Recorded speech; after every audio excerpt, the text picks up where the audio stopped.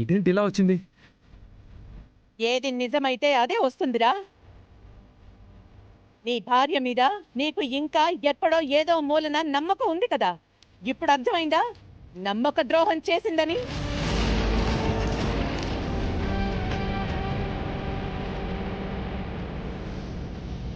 నీ చెల్లెల మీద నిందలు వేశానని ఎప్పుడు పడితే అప్పుడు నా ఇంటికొచ్చి నిహారిక మీద చెయ్యి చేసుకునేదానివి, ఇష్టం వచ్చినట్టు వాగేదానివి కదా.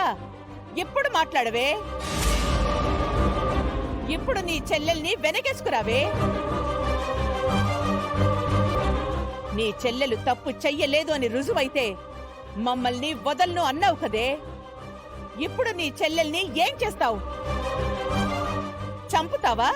నరుకుతావా? మెడబట్టుకుని బయటికి గెంటేస్తావా? ఏం చేస్తావో చెయ్యి, నా కళ్ళారా చూడాలనుంది. ఏ అవని, నా కొడుకునే మోసం చేస్తావా? పవిత్రమైన నా ఇంట్లో తిరుగుతూ అందర్నీ మభ్య పెడతావా? మనిషివానే నువ్వు?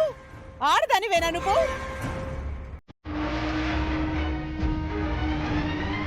నిన్ను